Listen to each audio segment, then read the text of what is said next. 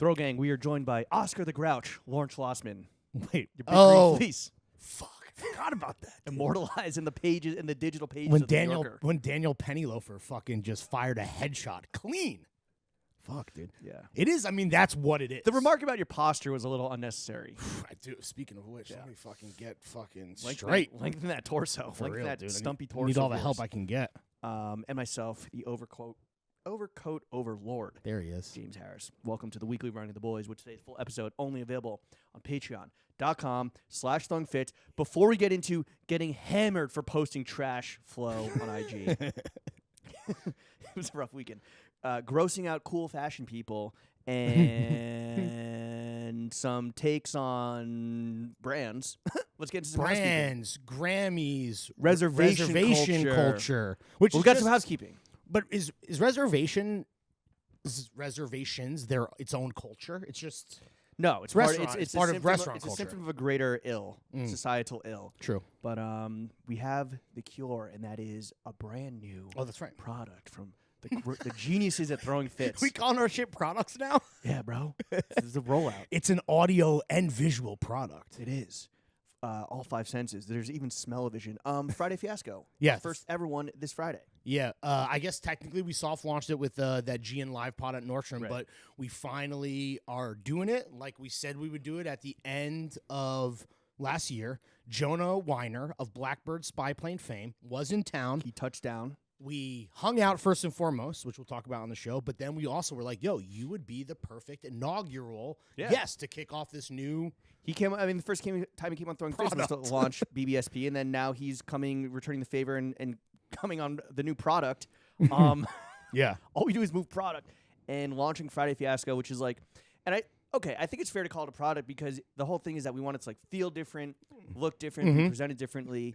It's not what you know. It's not a normal guest episode. No, we're potting from the couch. Yeah, we're potting on the couch. We wrote 10 questions ahead of time. Only asked about like 4 of them. No, it was it's a more and we were talking about how there is a certain listener and you make fun of this person because it's like, yo, you can just listen. You can maybe somebody else did where you could just listen to a podcast whenever you want because there are people listeners that lament the boys only shift, which we shifted from Friday to Tuesday. Right, which we shifted so that we could do a better job of creating this core product ourselves. But it does leave this gap for people who listen as eps immediately come out for Friday to kick off their weekend. So once a month, we're going to have a homie on. Once a month, that's the goal. We're going to have a homie on, a friend and acquaintance, for a casual, more relaxed conversation. Yeah. This one was a very chill hang. Yeah. And like Jonah, I think just because he's done 2 episodes before, like arguably 3 because one was a 2-parter, I believe. That's true.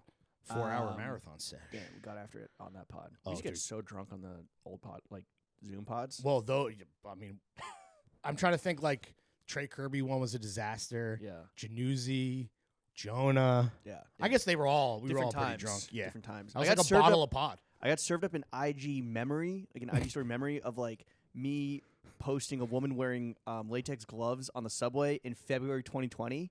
Oh, shit. Dark times. Yeah.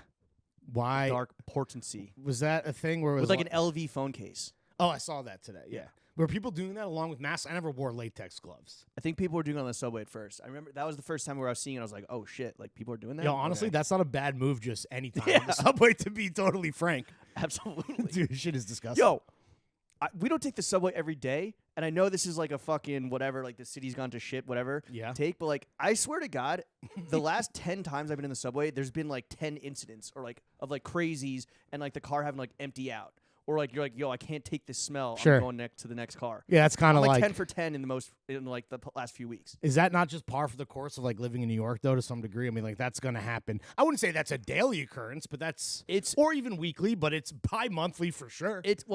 I think we take the train during non-commuter hours. Mm-hmm. So that definitely has something to do with it, I would think. You're right. That's fair. But I don't know. I've just been having fucking bad luck. My commute is typically around 2 p.m. on a Monday. Atypical would be the best way to describe it for sure. On the G train. Okay, anyway, so that's coming Friday. And it is audio and video. Oh, right.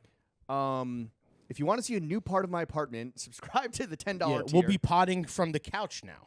The couch and the chair. Relaxed, natural style. Jonah was saying that this chair is so comfortable that he was like giving. It was like a truth serum where he was like giving us truths and insights that he normally would have like been a little just held them back. But he's like, I'm too fucking cozy. That right cushion now. is a truth serum. Yeah, this chair, this nice little. When we were, do you remember? But like when we were trying to figure out the layout, because like we were trying, like you said, make it visually different. Again, we're trying to like play into that chill Friday, start the weekend off vibe. Even though these will be recorded at whenever these people are available. Whenever the fuck. This one just so happened to be the day after a big night out, so everyone was like a little extra chill because of. I mean, I wasn't hungover. Jonah, I think maybe. Jonah's feeling it. I don't think he's drank that many beers in like 10 years. I know. Jonah's feeling it. But he got sucked in by the clan vortex. Yeah, true. Clandestino vortex. He really has made this like weird trip Dime Square themed. And it's like, brother, you're a year late. Yeah. I mean, it was just a one night. Like, because when I was thinking, I was like, where do we take a pescatarian out? And he's staying, true. And he's staying in like Lower East Side, not. No, he's staying in Lower East Side. Not like all I'm Square. saying is when you're in town, and you roll up to Servos with Dean Kissick on your arm, and you're a stone's throw away from your Airbnb in the LES, you feel like you're in the vortex of Dime Square, 100%. Absolutely. Yeah. So Friday Fiasco, $10 tier. Here was my point about the chair. When we were arranging things, I was like, maybe I'll sit in the chair. And you're like, you're gonna break that chair. You were like, you were convinced. Yeah. I've sat in it before. Yeah, but not for an hour. And like, yes, it was very chill. It's a little chill. springy. It's got bounce, and I think you just bounce it to Bolivian. You see that tweet? I need a bitch to jump on my shit like the Pixar lamp. Shout out to that guy. Thank you for letting me pilfer your joke for the pod. Anyway, brand new table coming soon. Oh, yeah. Because this table is fucking breaking from all the wear and tear moving Yeah, around. the custom tables run as the Boys Only HQ main stage or whatever. Short and sweet. Honestly, and I don't blame you. You already have, the shit is already being like propped up with a matchbook on one of these like legs. I'm on my shim shit, baby. Yeah, dude. Well, what is, you said our table is like from some cool guy place? Departo. Oh, okay.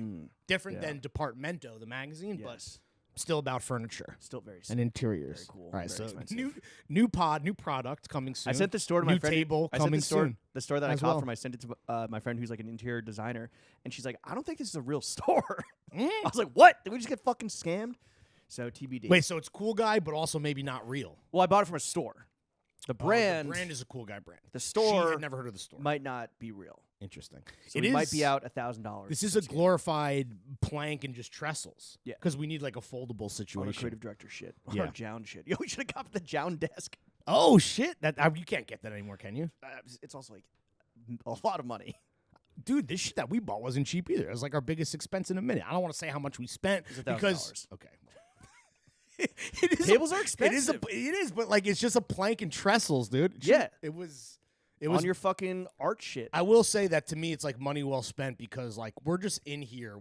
I'm just in here multiple times a week, just fucking shit up. Whether it's the future fuck up of a chair getting broken or the current fuck up of a custom table being just thrown off its axis permanently, and we can never get it back to factory settings. I get it, bro. I empathize with you. I feel bad. A man can only utilize so many shims. Yeah. Okay. The Jown desk. How much is this? Wait, the Jown desk is also a trestles thing? Yeah, bro. Oh, I thought it was like this is like a European Potter vibe. This is literally like what we got. It is almost the exact same. I guess this is a typical setup for a table: trestles and a plank. But the trestles fold.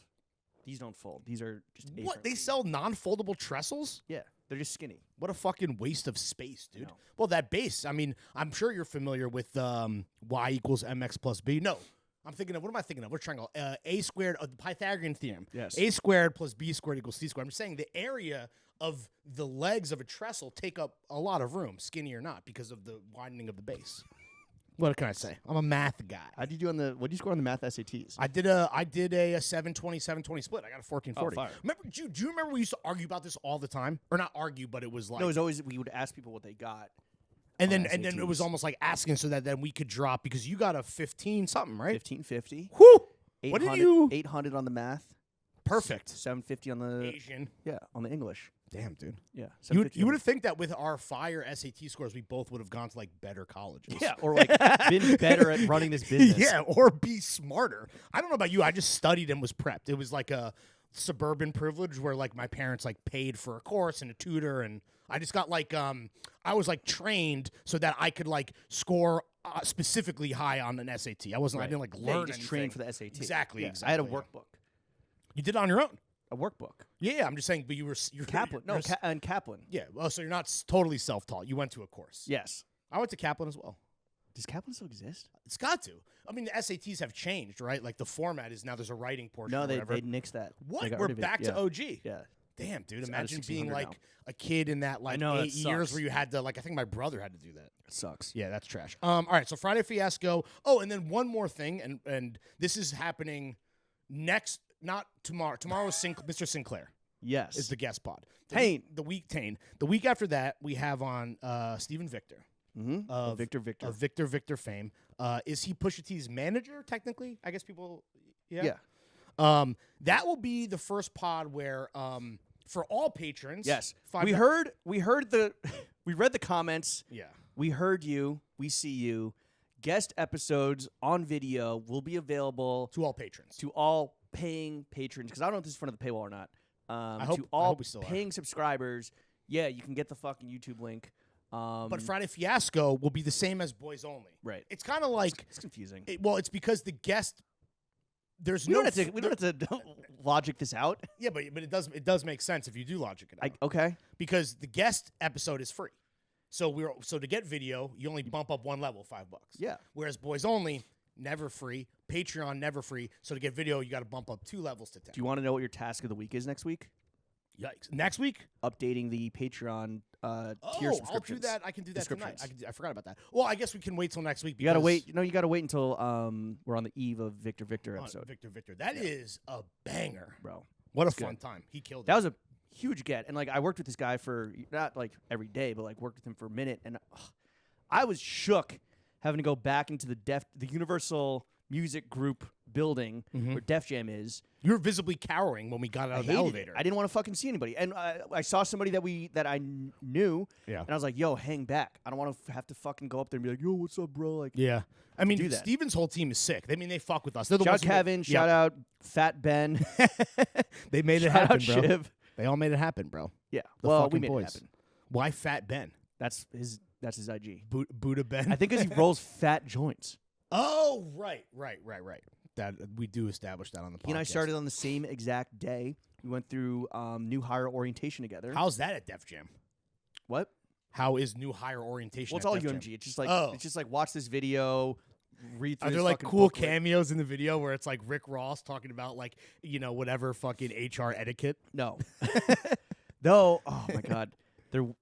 We did find this like rare ass video footage where I'm not going to say who, I'm not going to say what they said, but if this footage got released of this person who is truly considered a GOAT, if this video footage got released, it would truly destroy his What do you mean legacy. you found the video? Like where was? Like what do you mean?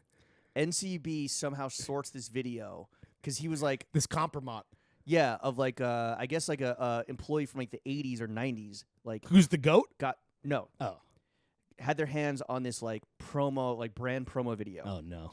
And like spliced it up, and like the whole company like went to like a screening of this like 6-minute video or whatever.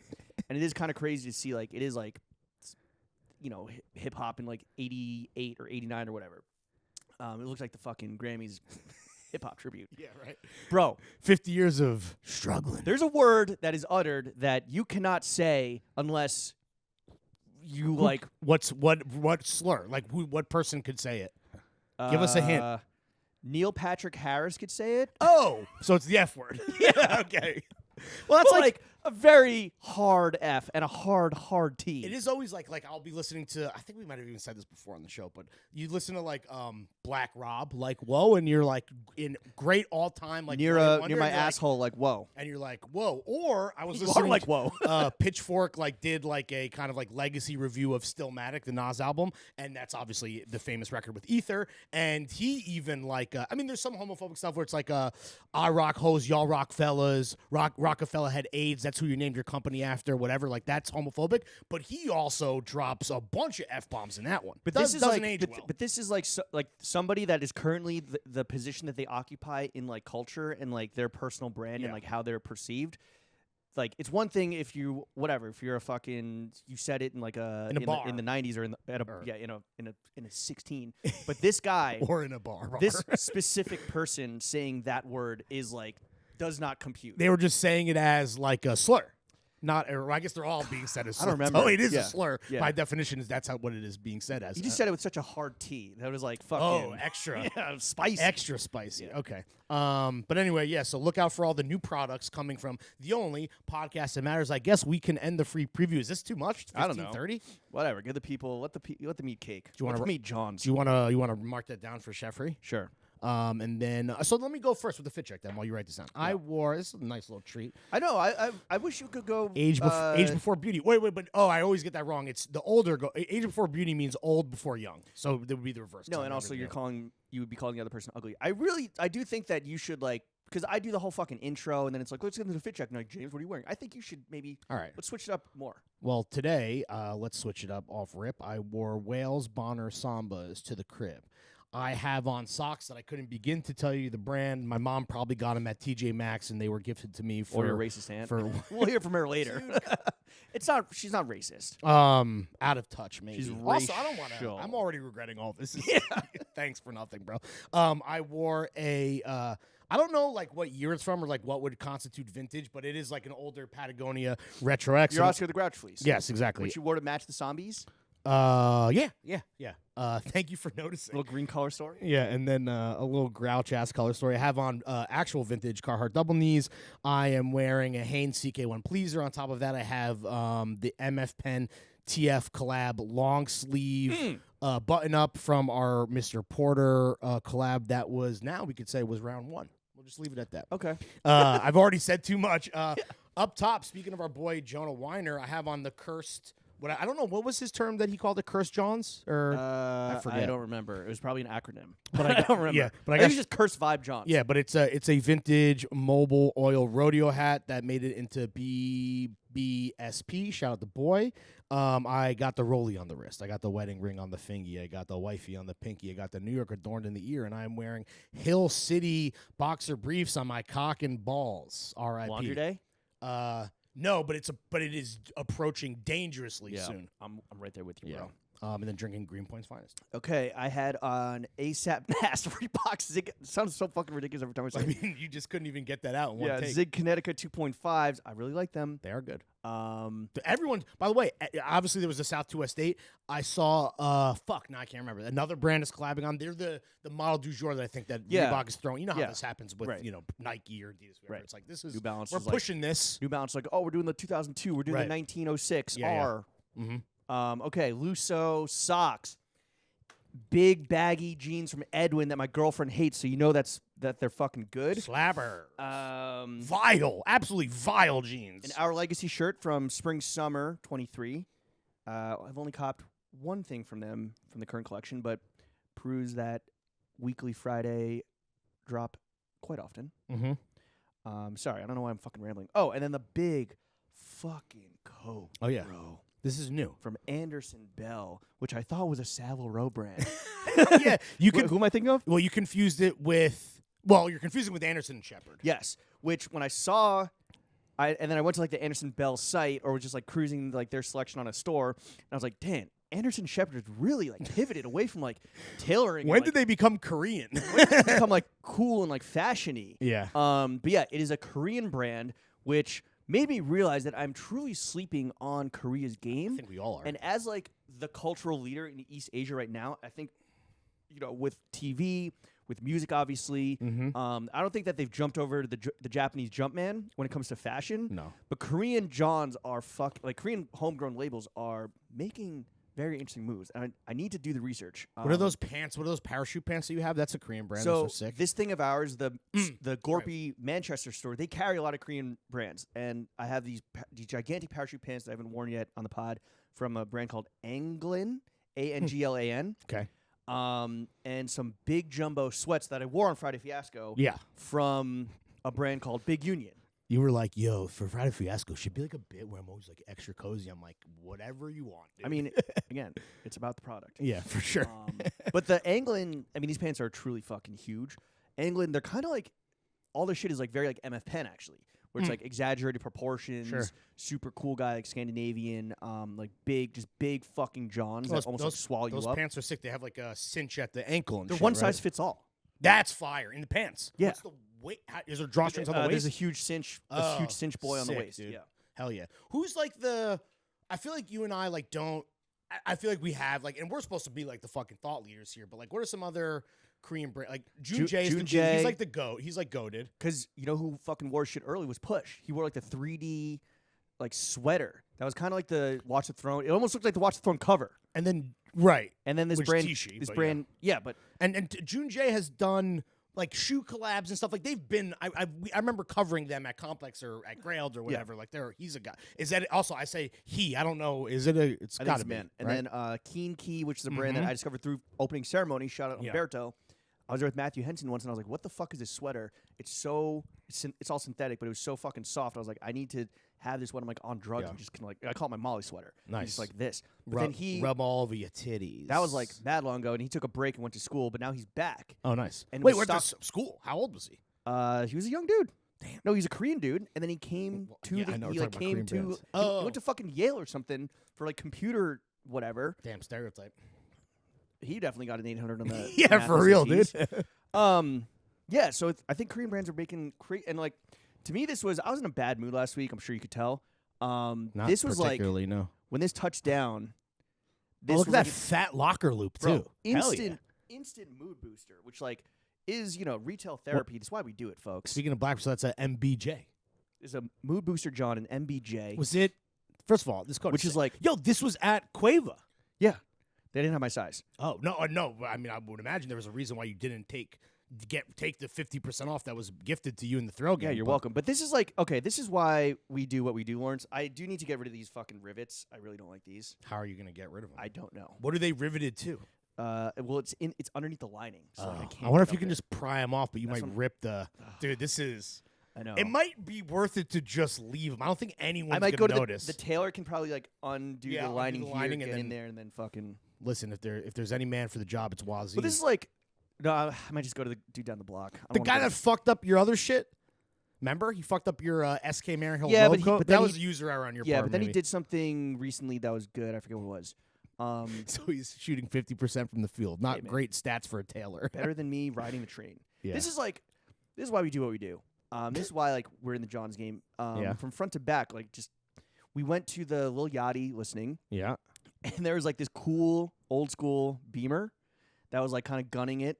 And then these like two very cool guys who you recognize one of them got out, and they're both wearing gigantic overcoats. Yeah, I think one was like a trench or something, but yeah. And I was like, fuck. And they were all like kind of patterned. You don't typically, do you have a big long coat? I'm trying to think. I have a black one. Like a proper. Yeah, from what? From Trebien. Early Trebien. Before everywhere. Before everywhere. When I got one, I was at Complex. I have a Drake's one. But yeah, I love in the herringbone. This is what is called. This is a full raglan sleeve Balmakin coat. But it was just like, is that how I pronounce it? It was just like, all right, I identified a need. Bal coat. I identified a need. I was poking around through Cueva. I saw it. I didn't have my size. Go to this store W Concept, which we talked about with Jonah, which is like a Korean store that is all Korean brands, and they ship to the U.S. and they ship quick. It was on crazy sale. And so I was still got a little bit of a treat. And I didn't know if I got the right. I didn't know if I wanted an M or an L because like fuck, is the M gonna be like slim and I can't wear anything underneath? No. But the M is like big and beefy and roomy, billowy, and it's just fucking. Yeah. It's just like when you cop a John, it just makes you feel good. You know, like which is like it's cheap and superficial, fake serotonin. No, exactly. I mean it's, but like everything works out. There's a version of this in every community because like it's just consumerism can be enjoyable. But every domino falls seamlessly where it's like, yo, I see somebody doing something that I want to try out. Yo, I found potentially. I see what you're saying. Yo, is the size right? I don't know. Yo, it shipped in 2 days. Oh my god, it touched down. It fits perfectly. It looks fucking fire. I love it. A blessed decision tree. This is also the best version. Sometimes there's potholes in this journey. Absolutely. And usually there's one domino doesn't fall and you're stuck with something that doesn't fit weird or like the return policy is all wonky. This was like the ideal timeline.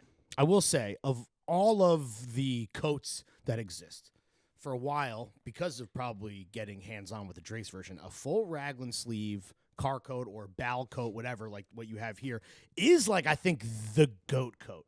The goat coat? The goat coat. As of Lawrence Schlossman's opinion right now on February 6th at 4 p.m. exactly, that's my opinion. So I'm happy that you're on board, baby. I also just have like 6 big puffas. Like I don't You're have, the I'm puffer good on god. puffer. You're the puffer god, Yeah, bro. they call me You Puff do Daddy. not need one for a minute, bro. On the fingers, I got vintage ring sourced by maiden name, and I got a ring from shout out David at maiden name. I really fucking I like that. love this shit. It kind of looks like the collab stuff we made, but a different stone. That's exactly what it is. What stone? Is this tiger's eye? What is this? No, this is I think he just called it a red stone, and it's just a yes. it's just a bloody ass stone. A blood diamond. No, and the reason why you got to do jewelry is because through the collaboration, Mr. Porter made a buy, and they got a huge cash injection, and they were able to like get his jewelry. Welcome. And he showed me some shit that is coming out soon. Where I was like, yo, I might like have to fucking splash out on like more rings on a bracelet. You do crazy. You have no bracelet on today, but you are. Damn, you're in your I'm in my jewelry era. You're in your hard boy era with all these fucking metals and fucking precious gemstones, and I like it, dude. From Arkansas, I got these. I think you wear these little rocks. I think that the biggest when it comes to like guys and jewelry, and like obviously like this has been a trend that like I feel like has been talked about for a while, but like I think a lot of guys are like you think you can't pull it off, but then like it just you wear it enough, becomes part of you, becomes part of the uniform, and like. You just you project that confidence, right? It's like anything, I guess. I'll tell that rich bitch from Aspen to take a fucking hike because I placed her with the main name. Also, very embarrassing was David was like, "Oh, I want to give you an earring," and I was like, "Yo," as like a gift. Yeah. Isn't your? Oh, it was New York Adorned. I'm not wearing New York Adorned in the lobe because David was like, bare lobed, dude. I'm fucking bare lobed. I'm just my hole's hanging out, flapping in the wind, dude, like a bird wing. David's like, I'm like, yo. Okay, but I've literally never taken out this piercing since we got our ears pierced. Since it's been infected 5 times. 2 years ago, a year and a half ago? Oh, fuck, dude. like Honestly, at this point, like, closer to 2 years. I don't know. Crazy. It was September because it was hot as fuck, and then in October when we went to Italy, like got pulled. The back got pulled into my ear, and I bled like crazy all over the Airbnb's bedding. Yeah, for new listeners, they might not be familiar with your kind of how your infected ear has ebbed and flowed. It has been literally infected, flowing pus multiple times, like pussy, pussy, gross, bloody, like disgusting. I thought it was like it hasn't flared up in a minute. Thank God. But David took it out, and he was like, oh, "Bro." He like pulled it. He extracted. I was like, I don't know how to like take this out. And he's had pierced ears forever. I was like, I don't know how to take this out. I literally don't. He's like, I think you just pull it, bro. The rod between like the charm, like the and the back and the back of it, like that whole rod, it looked like you ever seen like a discarded like wasp's nest where it's just like a stringy white husk. That's what it looked like, but it was like all dead skin. It was buildup of like. Ear pus, blood, dead skin, and it must. Did it stink, bro? Could you smell it? I didn't smell it.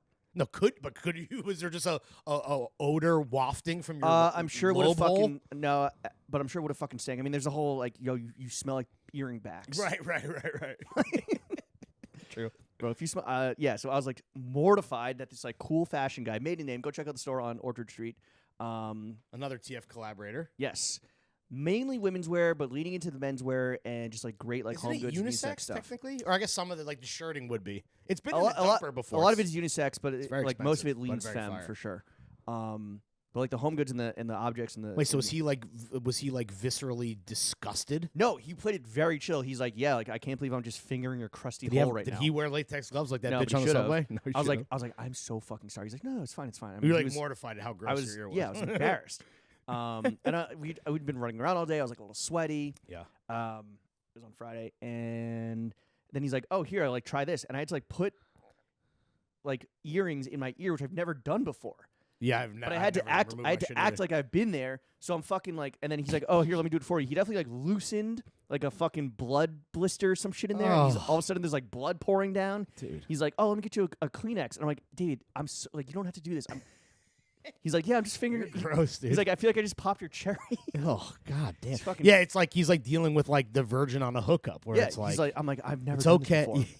No, it only hurts a little bit. Yeah. Sorry, my hole's so crusty. It's okay. It happens to a lot of guys. Don't worry about it. Damn, dude. Wait, Crusty, is Krusty Hole the episode title? No. Hell no, dude. That's gross. Wait, so did you get... So what's going to happen? So then he Because now you got nothing. So then he gives me this one where you have to get your earlobe in it, and my earlobes are too fucking fat. I got fat ear pussy. Wait, not just the back. There's you gotta really thread you put it through, and then it snaps back down into a triangle. So your earlobe goes in this triangle, but my earlobe, and Jesse Hudnut has that one. My earlobes are too. I got too much fucking grip on the lobes. Oh baby. my god, dude! Call me the grip reaper. So are you just gonna let it chill for a minute? I'm letting it chill for a minute because it's clearly it needs a fucking needs some R&R. Jesus Christ! And then bro. hopefully You're literally your ear is like recovering from trauma, straight up. Yeah. I mean, it's been a journey that I've been talking about for 15 minutes. I can't wait to see the. I mean, you showed me the shit. You look like a gay pirate. Yeah, that's what Dave was saying. He's like, He's like, this is gay pirate vibes. It's fire. That's the sale.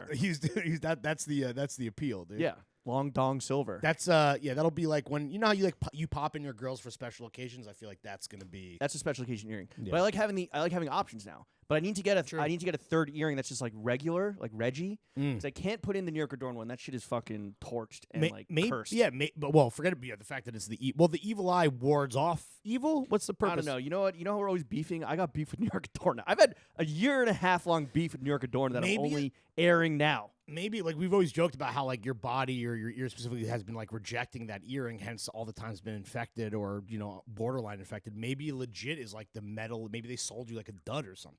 Yeah, maybe.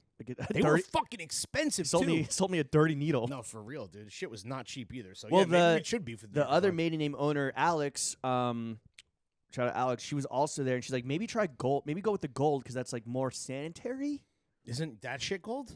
That shit's silver. Oh, got it. With aged Chinese bronze. Beautiful. Anyway, yeah. If you see me out here looking like a gay pirate, it's it's about to be a big night for Jimmy.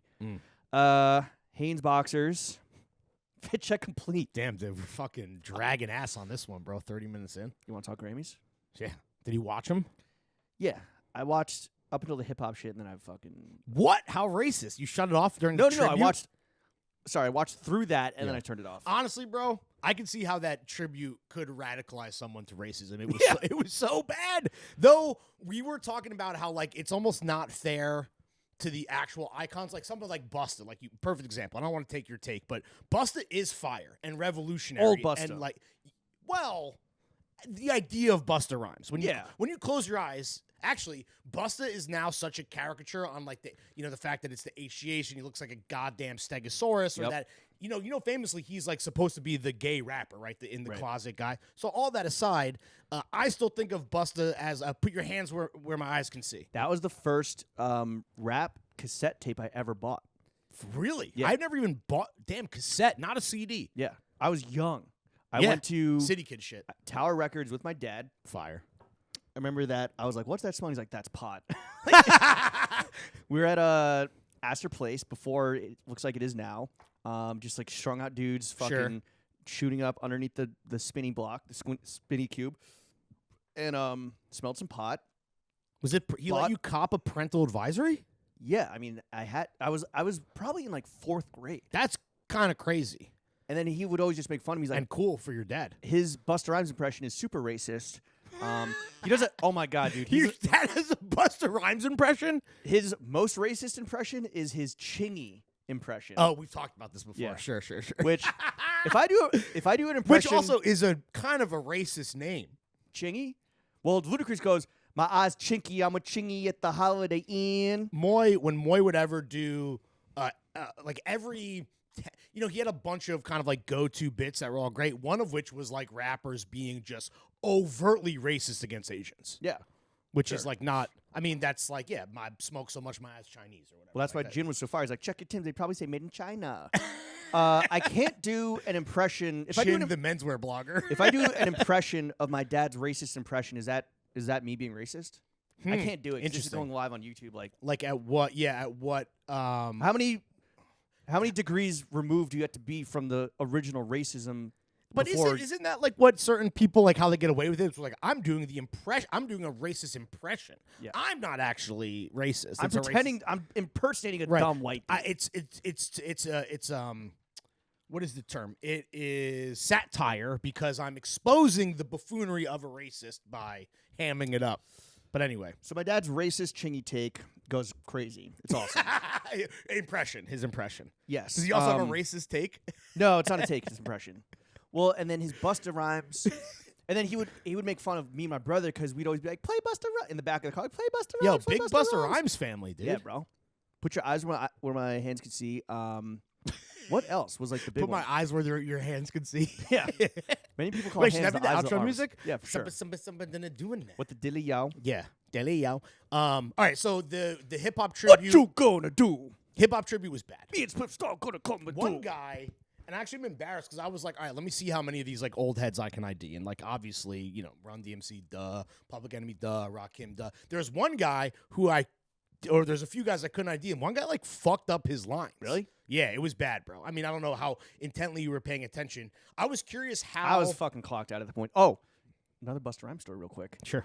In gym class, I used to run like Busta Rhymes in the "Put Your Hands Where My Eyes Can See" video. Oh, like very. Where he's running at the fisheye, and then Fire I was like, video. wait a second, I'm pretty fast, but I was like, I'm fucking beating kids, like, and it's very little effort. I'm like, is running like Busta Rhymes the most energy efficient way to run? Am I gonna fucking win the Olympics running like Busta? It feels No, I didn't. Right. It just also feels like it would be extra tiring, but maybe you get that good stride. So your hands and legs have to be in 90-degree angles, Locked in. and then you don't, and then you just take gigantic steps. Hell yeah, dude. The Busta Rhymes run.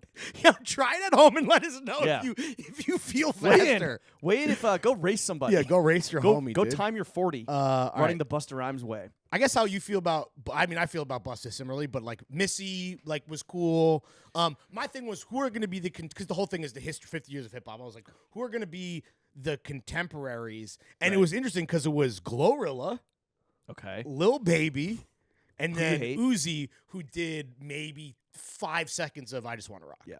But for the most part, yeah. I had never done that. I don't know what that dance is called. The Kelsey dance.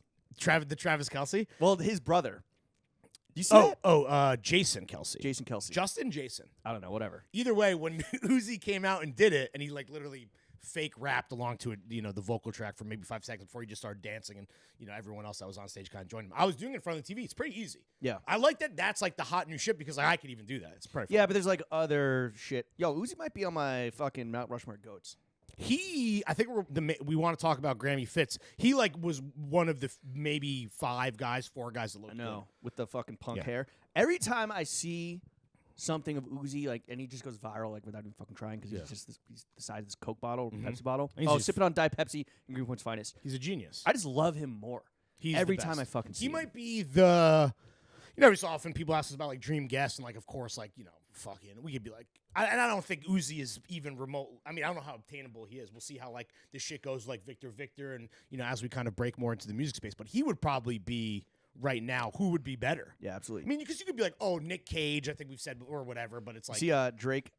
Was he at the Drake Paul show? And Drake was like, "Yo, this guy, he like checks in with me. Like anytime I'm feeling down, he just serendipitously hits me up, not ask for anything.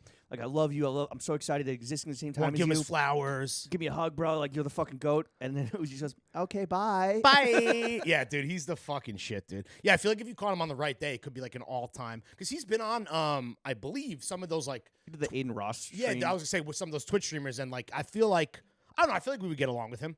Yeah, and him and Kai Sennett or whatever how you pronounce it, they're like boys, but yeah, he would be amazing. But no, that I mean okay, sorry, go ahead. No, that the hip hop 50-year Kobe brick and it like rolled back. Nice.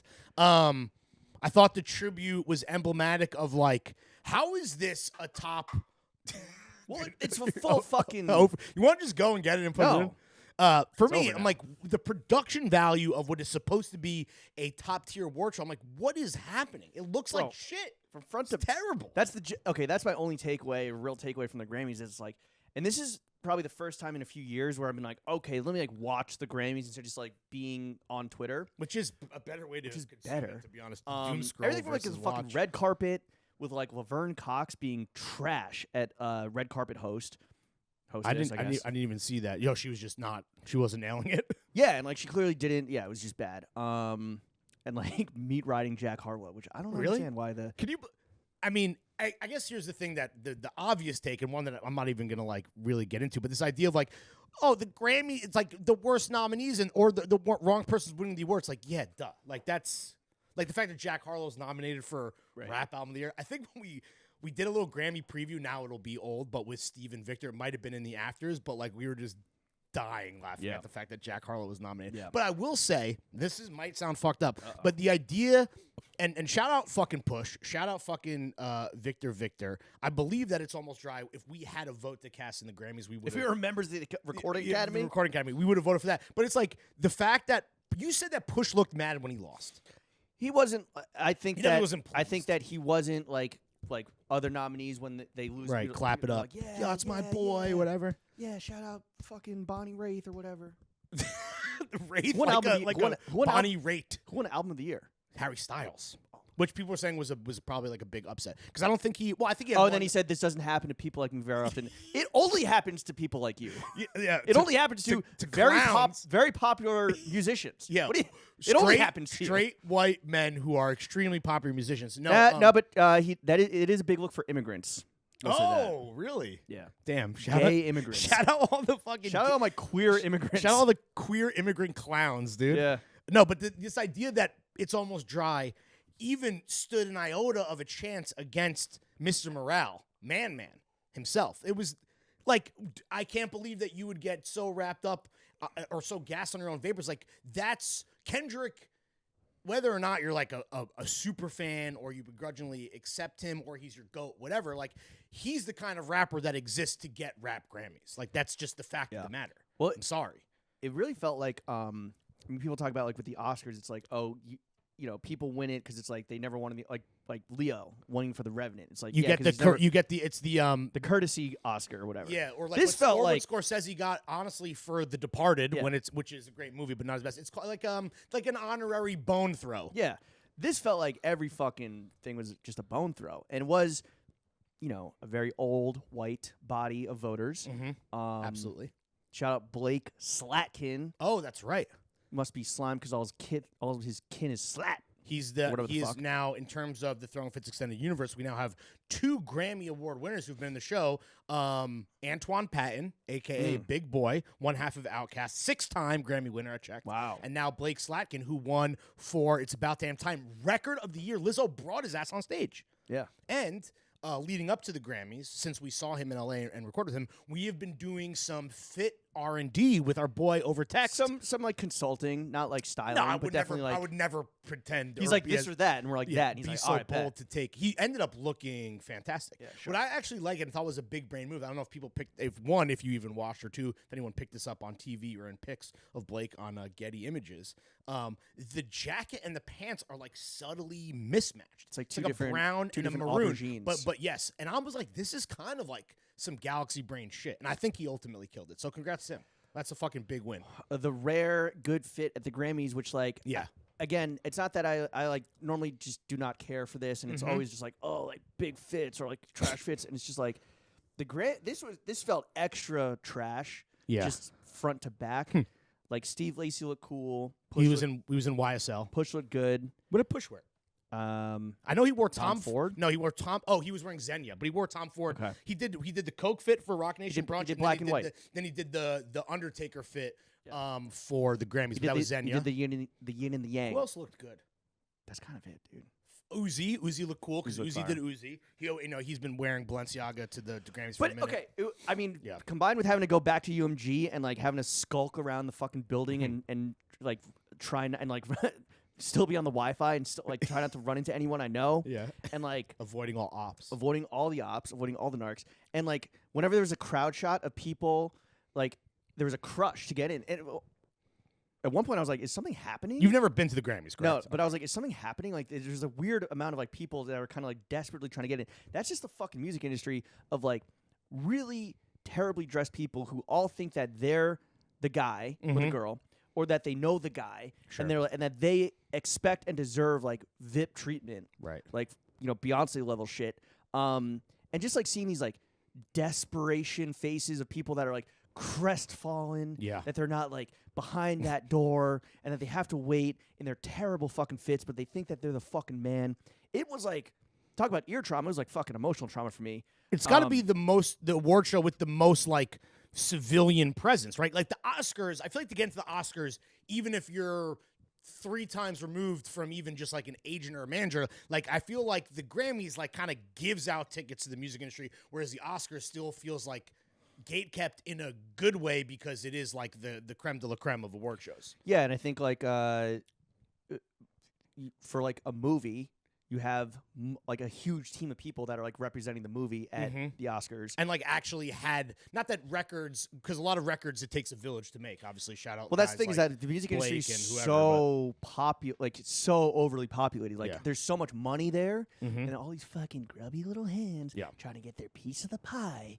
And I think that it was just like again these crowd shots. I was just like really like, oh god, like having to like be at events where it's those people, And just like I think, just generally speaking, the fits were like, I can't point to specifics, but like obviously Machine Gun Kelly, Jack Harlow with the fucking OJ gloves, all the white boys, but it was just like really horrendous. Well, yeah, with Jack Harlow with he was wearing Givenchy. The pants were just absurdly tight. Like I feel like. Can you see his dick? No, you can see his phone in his pocket of like his suit trousers, and it's like, what are you fucking doing? You told me a thing that I wasn't aware of that was funny was MGK lost the pre-show award and was like despondent on the red carpet. Like people were like, what drugs is he on? And the answer is a lot of coke. Oh, apparently there's a rumor. Oh, hit me. Little blind item. I love that. He had to be revived with Narcan at the Rock Nation brunch. What? Yeah. Yo, white boy out of pocket at the white. Spicy. I was going to say White Nation. At the Rock Nation. Oh, my God. At the Rock Nation brunch. Well, the only white people there apparently is MGK and then Mark Wahlberg. Mark Wahlberg, yeah. Black people love Mark Wahlberg. Wait, yo, Narcan? He was that fucked up? I think so. That was like a Dumois fucking screenshot that was like going around or whatever. Talk about act like you've been here before, I know. bro. First of all, not only did you quit rapping to be a fucking pop punk rock star, but you're gonna OD on coke at the Rock Nation brunch. Yeah. Have some fucking self-respect. Have some respect bro. for the culture. Wait, so why was he fucking sad? Because he was just like he lost. It was bizarre, and he's in this like fucking silver crazy outfit. Dolce and Gabbana. Obviously. Megan Fox was not on his arm as he was being interviewed by Laverne Cox. He like couldn't speak. He was like looked fucked up, but I guess it was like, so sad that he lost Best Rock Album to Ozzy Osbourne. Yeah, and we looked at the category. He lost to, so he's sad that he lost. Okay, you lose to Ozzy. I couldn't tell you what the Ozzy record sounded like, but we went and we looked. He was also up against Elvis Costello, who Spoon. And Spoon, and it's like, what, did MGK think he was going to win? That's even and the best part, more the out best there part than was thinking that you're going to beat Kendrick. Laverne was like, I guess the album's called Mainstream Sellout, and she like said that, and I was like, did she just call him a mainstream sellout to his face? And it's like, no, that's the album title. I don't get the MGK hype. I guess it's maybe more like a female-led fandom, but guitar, bro. He sucks dick. Yeah. Yeah, that was just the general takeaway. I'm like, and you were like, yeah, I need to divest from like being so invested in this. Yeah, and I need to like not care. And I'm not even live tweeting. I'm maybe like texting some friends or like participating in a group chat vibe. But like for me, I was watching it. And I'm like, and I think it is too, because I love, me, I'm a fucking award show guy. I love the magic of the movies. I love the Oscars. I'll watch the Golden Globes. I'll even fucking tap in with the Emmys when we're talking about the small screen. I think it's just the Grammys. It's like, I don't know. I'm not even like hate watching. So it's like, I just got to not. I got to stop participating. It's not. It's just like. Yeah, we're going to talk about it for 15 minutes on the show, but it's like, it's a complete waste of fucking time. Based on, okay, how about this? Not red carpets. But just like generally speaking, now that we've kind of spent time like in various sectors of like cultural or like entertainment, cultural institutions or sectors, is the music industry the worst dressed industry of like cultural sectors? Arts and culture. So you have fashion, obviously, right? Music, sports, and like movies, TV, theater. No, that's just movies, TV. Theater gets his own. That's just gay movies. The only thing that may be worse than music is sports, obviously, because those guys are just, they're what they're doing, it's funny because like I thought we were talking. I guess that's not arts and culture, right? They're like it's jocks, so like obviously, they're not going to get it, and they're shaped all fucking. They're shaped weird. all fucking weird. Yeah. They're shaped bad. I would say sports could go toe to toe with music for sure. Music, I think on an average day, I think music is better than like say like maybe like movies and TV because like actors can't really dress either. But when you give them like the platform of the Grammys and they all go for it, it is like, bro, you need to fucking reel it in. And I'm sure, if we went through the history, like the Grammys have always had like I don't know, when did Bjork wear like the swan dress? That might have been actually the Oscars. 96. But no, I'm just saying to what award show. I feel like at a certain point, the Grammys, or maybe even then it's about the industry, went the way of like where it's like how the VMAs always was like the casual award show. I feel like, and I'm not saying that people should pull up in like a fucking terrible suited and booted or black. Chris Martin saggy beanie. Yeah, but it's like, and I'm not like, please respect award shows, but it's Respect like the art form. But like, when did the Grammys just become the grown-up VMAs? That's that's how at least people are dressing, right? I mean, that's for crazy for Oscars, it's like no one really takes like experimental risks, right? It's pretty. I guess every so often, but straight and or people stick to the straight and or narrow. It's like a Trey Parker, Matt Stone thing where it's like people are trolling for attention. Right. Grammys, though, I guess people are just free to fucking go crazy, and they just like it's like just because you have the freedom to go crazy doesn't mean that you got to fucking shoot for the moon. No, because you aren't going to land on the stars, buddy. Look at Steve Lacy and Push, arguably the two best dressed guys. Where it's like Steve Lacy's doing like the sexy fucking Gemini queer for pussy thing, and then you have Push who's like straight up in he's a coke boss. Yeah, and he's in a beautiful kind of classic tuxedo, and he went fucking black on black with a tie versus a bow tie, so he's murdered out, which like not everyone could do. Not everyone could be a black button-up boy like me, Travi, and Push, but like why? It's like almost like people just don't try, or they're trying too hard. I don't know. Fucking annoying. Whatever. Fuck the Grammys. Should have just spent the 2 hours watching and playing video games, bro. Your new favorite pastime. Well, like Nintendo intended. I did mushrooms with friends and played Mario Party, which is like Mario. If Mario, how do you say it? It's a me Mario. It's a me Mario. If Mario's taking shrooms, I should be taking shrooms to play makes Mario. It feel big. I had never played Mario Party before. It was super fun. What is it? I don't even know what it is. It's a Candyland-esque board game with then mini games, and you like verse each other. You and I aren't team up, and we're not gamers. Right? No, I had never touched a Nintendo Switch. Had never graced my palms. So that's a handheld. Well, so it's a they have a dock, so you put the console in the dock. Like you've seen a kid playing a Switch on like a plane. Okay, yeah. But you remove the controllers on this. Also, this is gonna be hilarious to everyone who listens who's a gamer because you're like how does a Nintendo Switch work architecturally? No, but then you like they got blowing the cartridge. Yeah, right. But anyway, I was honestly I'm like maybe I had a really good time, and obviously that's like a group setting. Yeah. Versus like even just not just like, sitting in front of the TV or just playing online to me like not which I know a lot of people do, but I was like, we're not gamers. I was thinking to myself, I'm like, are we like me, you? Are we missing out on this whole world? Yeah. Of art and culture and entertainment. Dude. We are, bro. Wait, real quick, what's been your console history? Walk me through that. My parents thought video games were bad for you, so I got a PS1 when I was 13, so that was a little late. But then once the whole Schlossman clan was indoctrinated into gaming and my brother and I like enjoyed it, my parents kind of were like, all right, fuck it, this is the future, whatever. And then we got a PS2, and then after that, I didn't get a console till a roommate of mine had after graduating had an Xbox 360, and then when we moved out, he was like, I'm upgrading. You can take the 360, and like Jen and I had an Xbox 360 in our crib. I might have bought 2K for that system, and then like that was it for me. This is like 10 plus years ago now that I've owned a console. What about you? Nintendo, Game Boy, Game Gear. Oh, I had a Game Boy Color, sure. Yeah, I didn't. Does that count? I had OG Game Boy. I didn't have a color. The big brick. Yeah, the first one. Fuck yeah, dude. But Game Gear was my shit. Shaq Fu was my shit. Dude, Game Gear took like 100 batteries, but a neighbor of mine had one growing up. I loved Game Gear. Then I had a PS1. Mm-hmm. Then I had PlayStation. Jesus. No, that's the PlayStation. That's the boot up. That's when you boot it up. Yeah. Okay. PlayStation. It's not that big of a pause. Wait, was that racist? Probably. To say PlayStation if the Japanese intended? If you do an impression I was doing your dad, bro. It was your dad. Yeah, okay, all right. It was your dad doing the PlayStation jingle. Right, obviously, everyone knows that. Then I skipped Super NES, and I got PlayStation 1 and then PS2. And then that was it. Oh, and then I played a little Xbox. Oh, I in had a college. Dreamcast. I had a Dreamcast. You had a Dreamcast? Yeah, bro, Dreamcast. Yo, When was that? Pre PS1? no, it was after we probably had it in conjunction with the PS2. Dude, Dreamcast might be the most underrated for my very limited gaming knowledge and hands-on history. The Dreamcast slapped, bro. I would okay. I don't think I ever played it. All the 2K sports were only on Dreamcast before, because it was a Sega 2K and shit. NBA and NFL 2K were Sega properties that then, when they discontinued the Dreamcast and they weren't making consoles, they then became a production, whatever. They became production studio shit that they put on PlayStations and other consoles. Anyway, Okay. I'm surprised I know that. I had a little Xbox moment in college where a lot of I never had an Xbox growing up, but sophomore, junior year, all my friends all of a sudden seemingly got into Call of Duty, like where you play each other and like you try to kill each other. FPS, yeah. Yeah, and I was so fucking whack because I had never used that controller. I was so fucking whack at it. We were whack on the sticks, yeah. And like we would do it.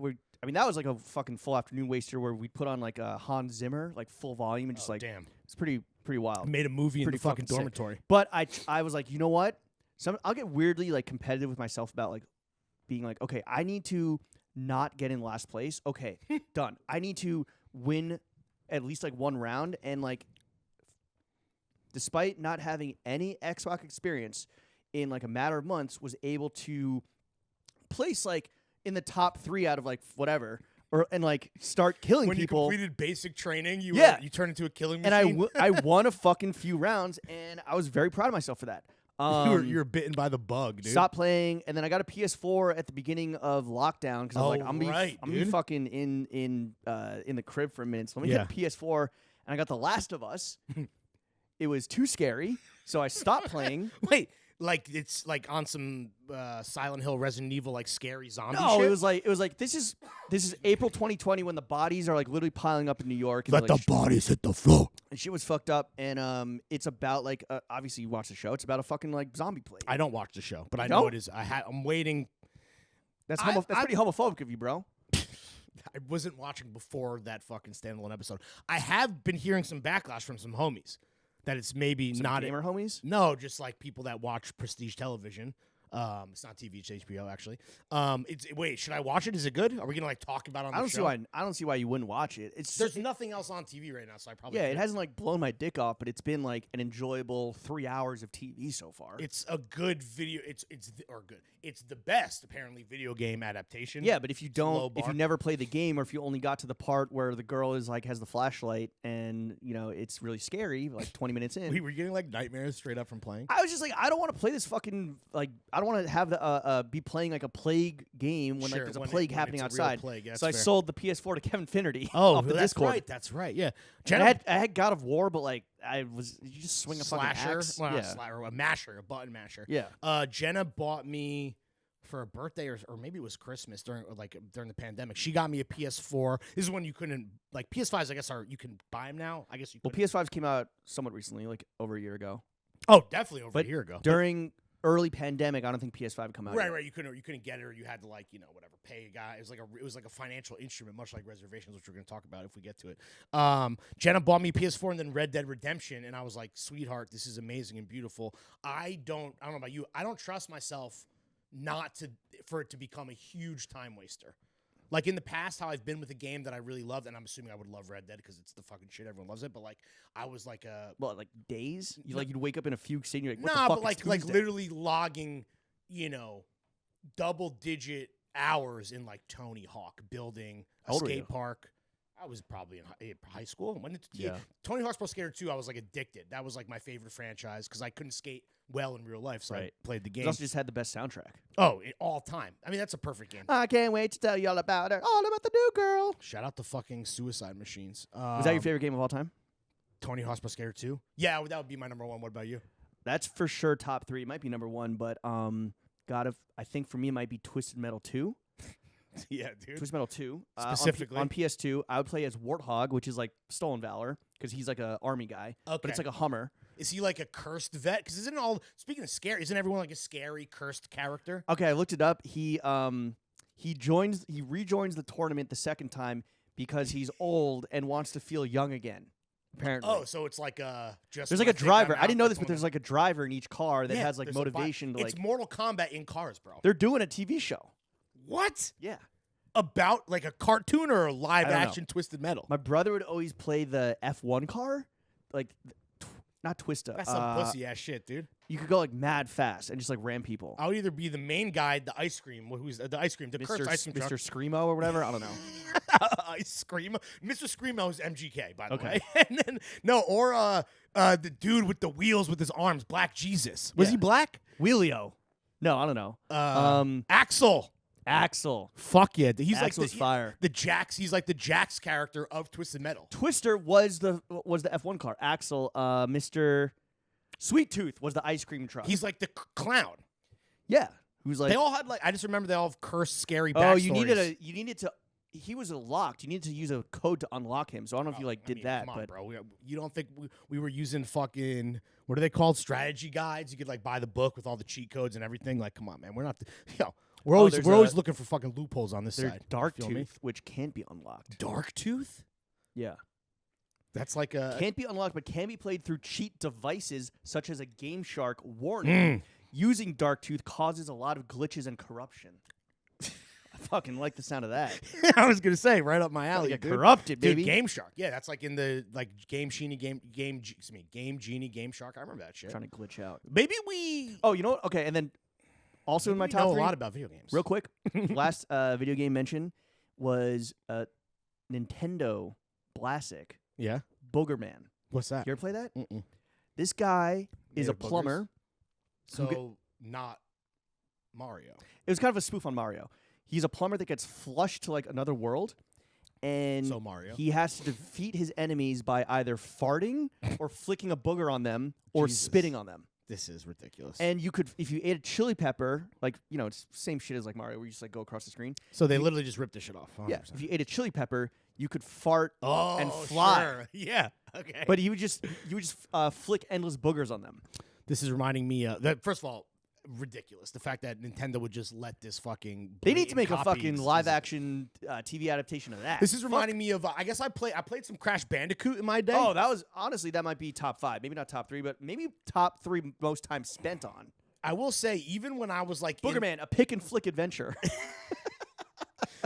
Pick and flick, that could be a title. I will say that even in like my throws. Oh, sorry, it was a Sega Genesis. I had a Sega Genesis. Oh, that's why they could rip it off. Yeah. Even Look at this guy. Even in my I mean, this is just trash graphics, bro.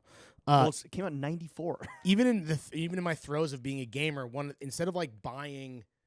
Like, I would buy, like, old titles on sale from, like, GameStop or whatever. Like, you know, it would be, like, Cool Borders 4 already dropped, so I bought, like, Cool Borders 2 because it was $10. That. Right. And the big thing for me was I bought a lot of PlayStation Magazine. Like, my mom would give me a treat at the grocery store, and it came with a demo disc. Do you remember that PlayStation Magazine? When you could, like, so it'd be, like, the first 2 levels of Crash Bandicoot, and, like, you don't need to play buy the game. Or, like, you know, it's like the Patreon free preview. Exactly, dude. Or like, you know, a very basic like Tekken 3 demo where you can play as like, you know, who's that guy? Eddie Gordo, the capoeira motherfucker, or like the main guy. Anyway, yeah. Shout out PlayStation Magazine. I guess now what you can do, and like some of my friends do this, is you can like play the old games. They're all uploaded, and you can like download them. Or on the Switch, we were playing GoldenEye too when we were on trips as well. Slappers only. Dude, it's fucking. Well, that's the thing that I'm surprised that you got like good. My issue always is that it doesn't matter how. I guess Tony Hawk would be different, but for most games, it doesn't matter how many hours I log. I'm just like not good at gaming. I guess this hand-eye coordination is just my shit is just ass. I just get bored with like the stories now. But I think also like if you spent more time on a PlayStation controller, totally. Your fingers are configured in that shape. If you're an Xbox guy or like I think was Super Nintendo or Xbox is like the other one with like the joystick and shit. I guess Super Nintendo had that too. Eventually, I think they all had. Well, there's the PlayStation added the DualShock. Remember? Yeah, that was added that. But like if your hands are molded by muscle the memory. Xbox, then you're nice on Xbox and Xbox only. There are very few people that could fucking.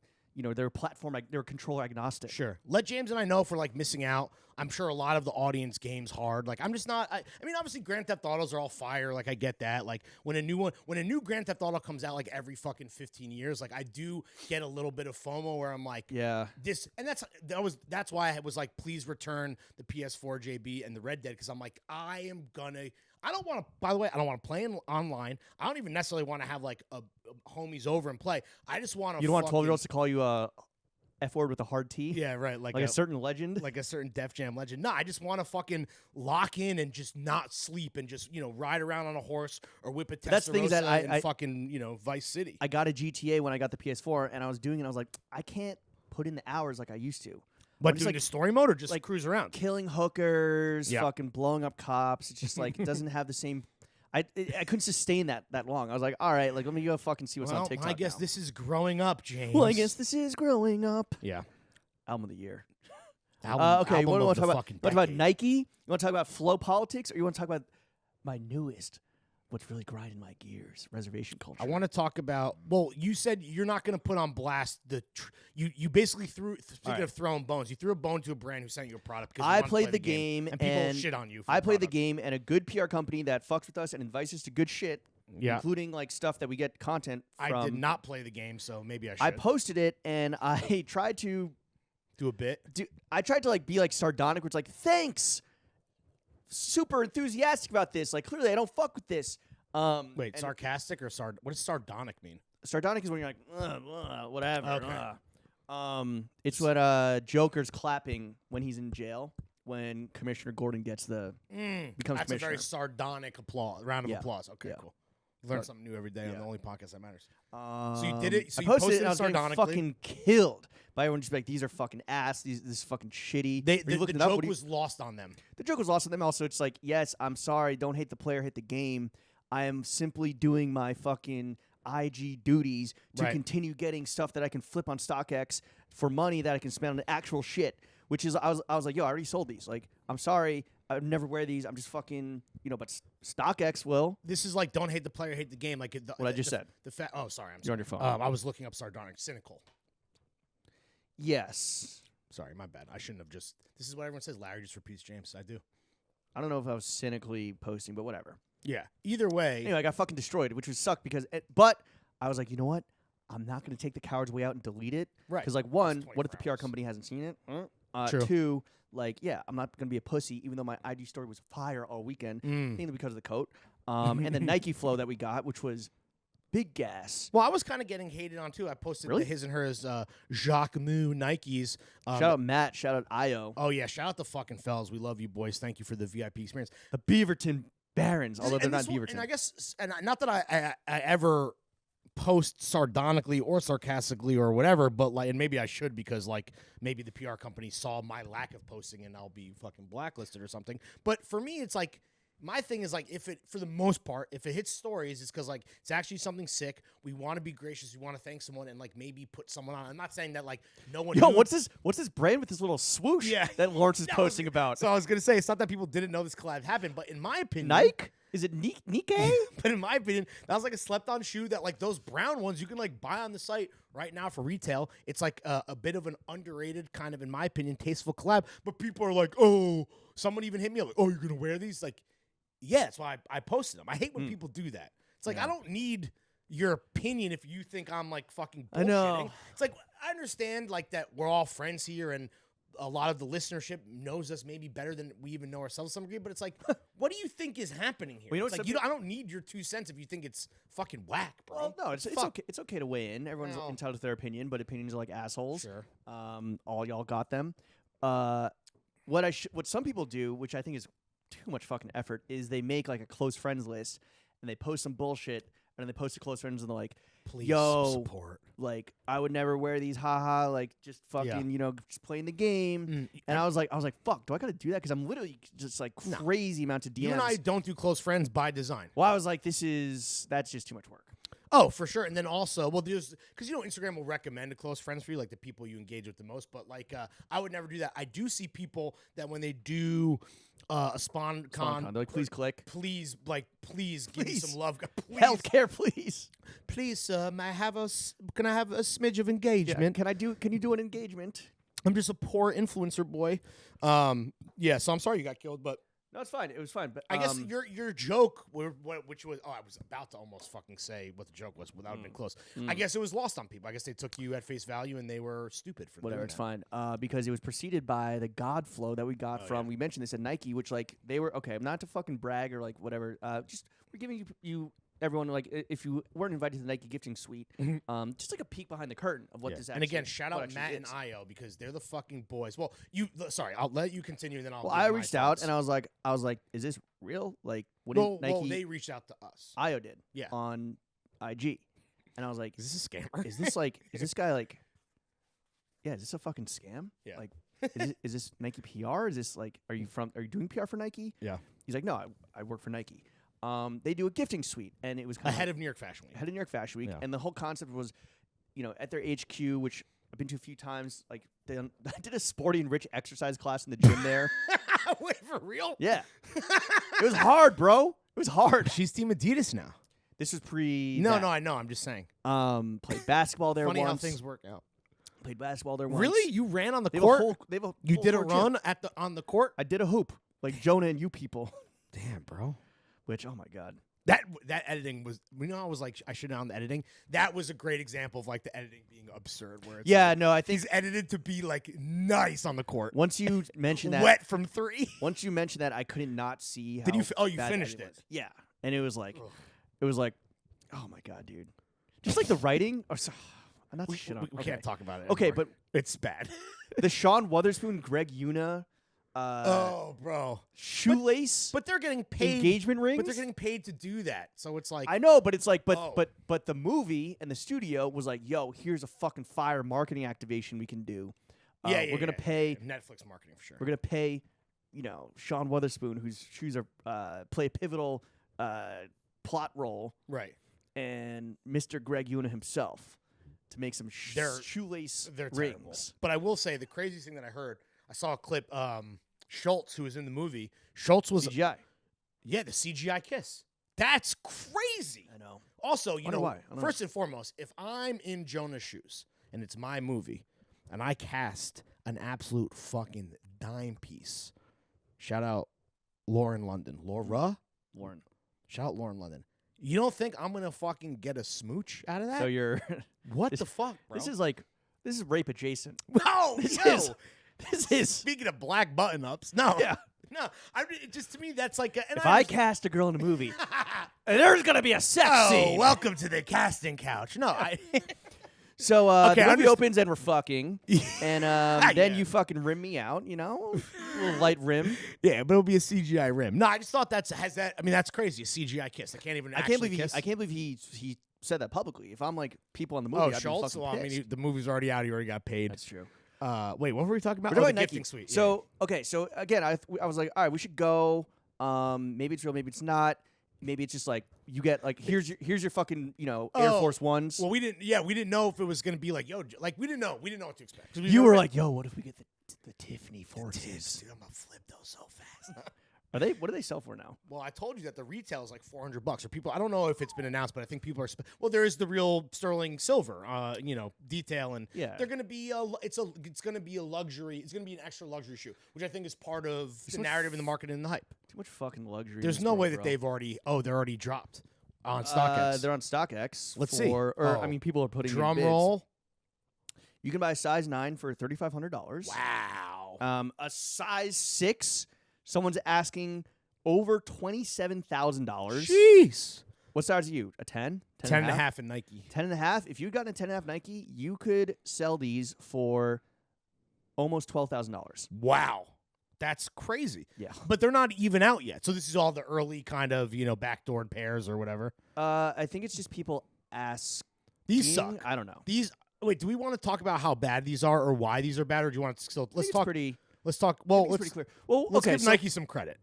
So we go in there and they're like, okay, like they had a few racks of stuff out from like ACG stuff, some collab stuff with like Sacai and Off-White, some Nike SB stuff, just like mainline Nike GR apparel, and they're like you can pick 4 pieces of apparel and 2 sneakers. Yeah. And you immediately said, "Can I have more?" No, that's not. Give him mouse a cookie. No, he asked for 3 pairs of sneakers. When I told Jenna what you and I were doing that afternoon, she was like, oh, when you're there, she goes, it would be really nice, if you don't mind, of seeing if like there's anything that you can bring back for your wife. Sure. And I was like, you know what, sweetheart? That's a great idea. You fucking earned it. You deserve it. Let me tap in with Matt and Io and see if the fellas can hook me up. And sure enough, they did. And I was able to bring her back or order her own little swag pack. TBD, so I'm happy I did it. TBD, So fuck if you over asking or overreaching has ruined the relationship with Nike. But Matt and Io are But fucking this conversation solid guys. Solid, fucking rock solid. They're the best.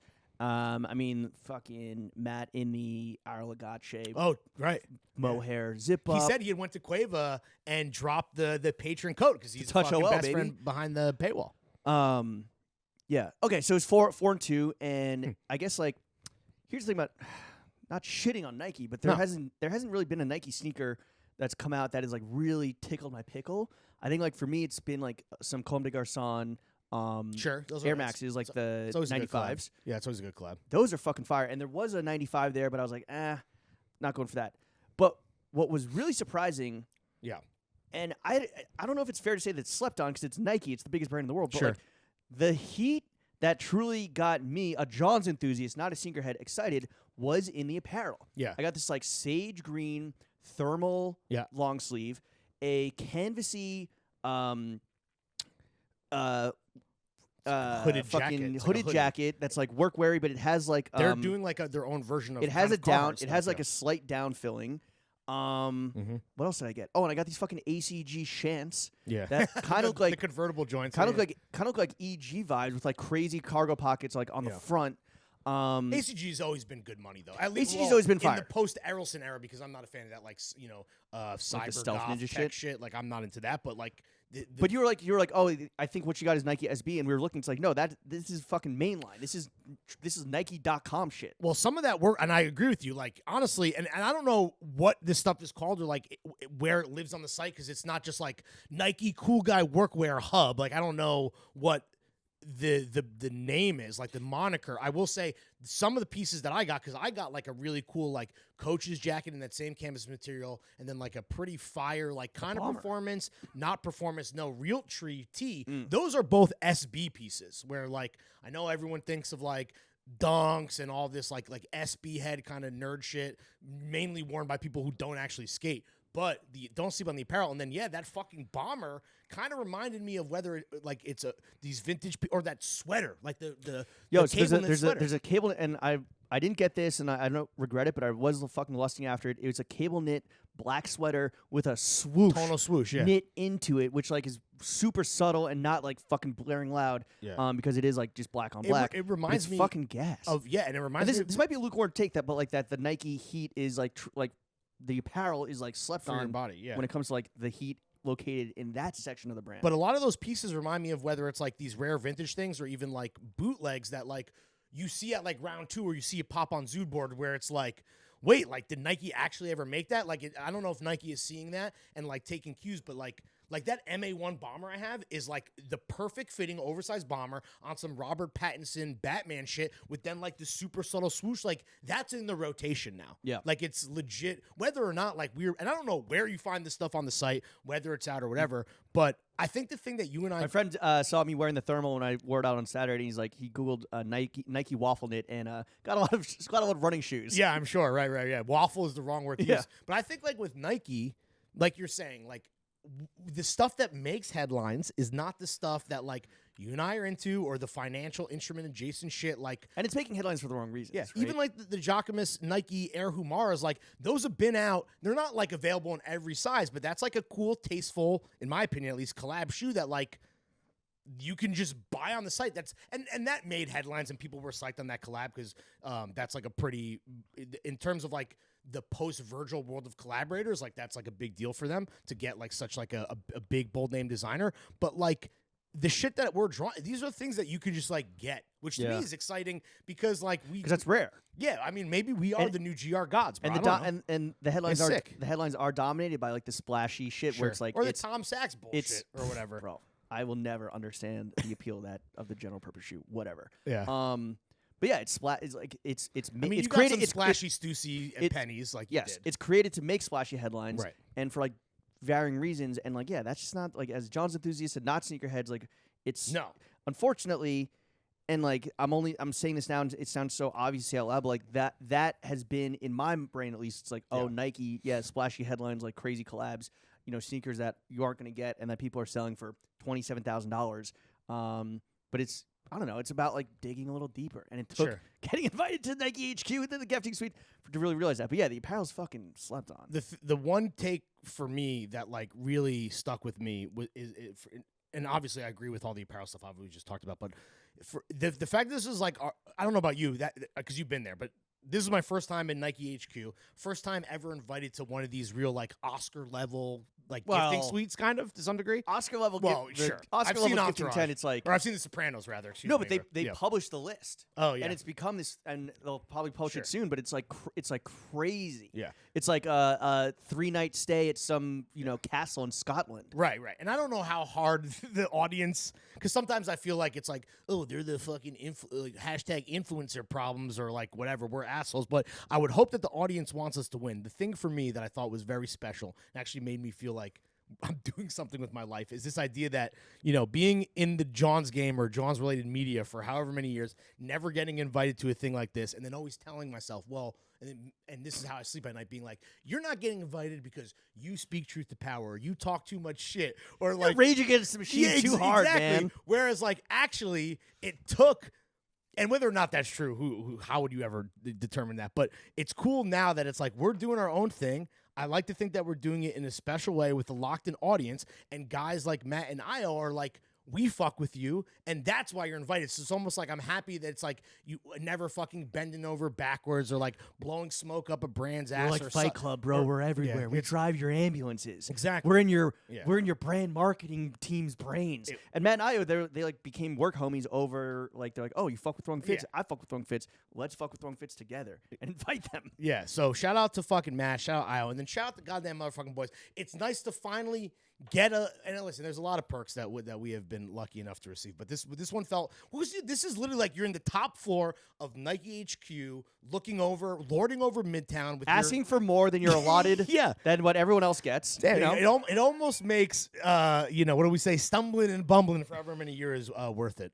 So shout out to us. Yeah, bro. All right, this has been. Oh, you don't want to talk res? Let's say that for next week because it's. I'm curious about it. Also, I really got to piss. All right, cool. This has been another episode of the only podcast. See you guys on Friday for Friday Fiasco. Come through on Friday. We'll peep you next week. Chef, bye. take us out.